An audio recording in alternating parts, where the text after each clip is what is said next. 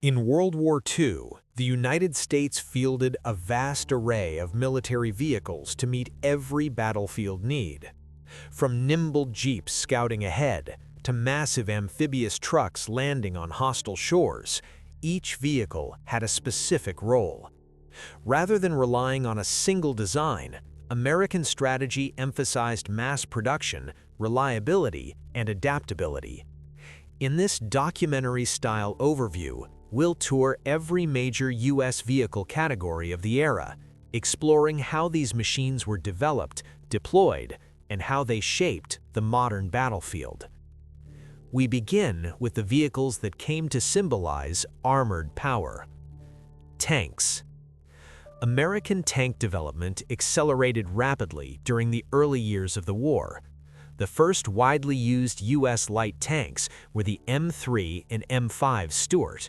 Fast, mechanically reliable, and easy to produce, these light tanks were primarily used for reconnaissance and infantry support. By the end of the war, roughly 22,700 Stuart tanks had been built. In 1944, the M24 Chaffee replaced the Stuart. It featured improved suspension and a more powerful 75mm gun, giving U.S. crews greater mobility and firepower. Approximately 4,700 Chafees were produced before the war ended. Early medium tank needs were filled by the M3 Lee and Grant. With its distinctive hull-mounted main gun, the design was a compromise solution, but over 6,200 were built and saw combat in North Africa and elsewhere. The most famous American tank of World War II was the M4 Sherman. Introduced in 1942, the Sherman became the backbone of U.S. armored forces. Nearly 49,000 were produced, making it the most numerous Allied tank of the war. Shermans fought on every front, from the beaches of Normandy to the jungles of the Pacific. Late in the conflict, the United States introduced the heavy M26 Pershing. Armed with a powerful 90mm gun, it was designed to counter German heavy tanks. Although only about 2,200 were built before the war ended, the Pershing marked a shift toward more heavily armored American armor. Other heavy designs, such as the M6, were produced in small numbers but never saw combat. But tanks rarely operated alone. Tank destroyers and self-propelled artillery. To counter enemy armor, the U.S. Army developed specialized tank destroyers.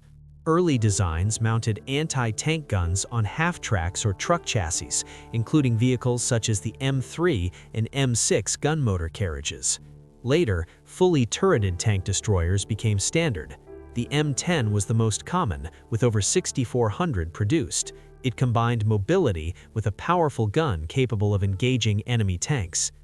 The fast M18 Hellcat followed, emphasizing speed over armor. With a top speed unmatched by most armored vehicles, it could strike quickly and reposition before enemy fire. A total of 2,507 Hellcats were built. The M36 tank destroyer introduced a 90mm gun, giving U.S. forces the ability to defeat heavily armored opponents at longer ranges. Alongside tank destroyers, self-propelled artillery provided mobile fire support. The M7 Priest, armed with a 105mm howitzer, became one of the most important artillery vehicles of the war, with over 4,300 produced. Heavier artillery platforms followed, including the M12 and later the M40, both mounting 155mm guns for long-range bombardment. Mortar carriers, such as the M21, provided close support during late war operations. Supporting these heavy vehicles required flexible troop transport. Half-tracks. Half-tracks bridged the gap between trucks and tanks. The M2 half-track entered service in 1940, followed by the more capable M3 in 1941. These vehicles combined wheels at the front with tracks at the rear, allowing them to move over rough terrain while remaining mechanically simple. By the end of the war, approximately 53,000 M3 series half-tracks and variants had been built, making them the primary Allied armored paratroopers.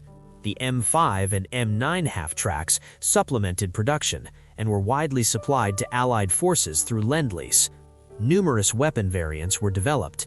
The M13 mounted twin 50-caliber machine guns for anti-aircraft defense. The M16, nicknamed the Meat Chopper, carried 4 50-caliber guns and became one of the most effective mobile air defense vehicles of the war. Armored cars and reconnaissance. American reconnaissance units relied on speed and visibility rather than heavy armor. The M3 Scout car, introduced just before the war, carried infantry squads and mounted a 50-caliber machine gun. Its improved version, the M3A1, became widespread, with over 21,000 built. In 1943, the 6-wheeled M8 Greyhound became the standard U.S. armored car. Armed with a 37mm gun and capable of speeds up to 55 miles per hour, it was fast, reliable, and ideal for reconnaissance and screening missions. About 8,500 were produced. An unarmed variant, the M20, replaced the turret with additional radio equipment, serving command and liaison roles.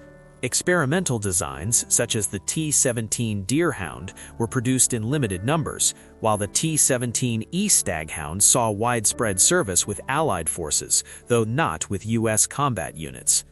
Light vehicles. The most iconic light vehicle of the war was the quarter-ton Jeep. The Willys MB, later joined by the Ford GPW, was introduced in 1941. These rugged four-wheel drive utility vehicles carried officers, radio equipment, stretcher cases, and supplies across rough terrain. By the end of the war, more than 600,000 Jeeps had been produced, making them ubiquitous in every theater. An amphibious variant, the Ford GPA Seep, entered production in 1942. Essentially a waterproofed Jeep, it could drive ashore directly from landing craft. About 12,800 were built, and while useful in amphibious operations, it proved slower and less reliable on land. Specialized vehicles also filled unique roles. The M29 Weasel, a tracked carrier introduced in 1943, was designed for snow and swampy terrain. Over 15,000 were produced, aiding operations in Arctic and Pacific environments. For dispatch and reconnaissance, motorcycles such as the Harley-Davidson WLA carried messengers and scouts. Roughly 56,000 were manufactured during the war. Trucks and cargo transport. The backbone of U.S. logistics was the truck. The most important was the GMC CCKW, commonly known as the Deuce and a Half. Introduced in 1941, this 2.5-ton six-wheel drive truck transported supplies, fuel, troops, and artillery. Over 500,000 were built. The CCKW powered the Red Ball Express after D-Day, keeping frontline forces supplied as Allied armies advanced across France. Other trucks expanded the logistics fleet. The Studebaker US-6 was produced in large numbers, with about 220,000 built, many shipped overseas through Lend-Lease. For lighter duties, the Chevrolet G506 in Dodge WC series filled countless roles, from cargo transport to ambulances and command vehicles.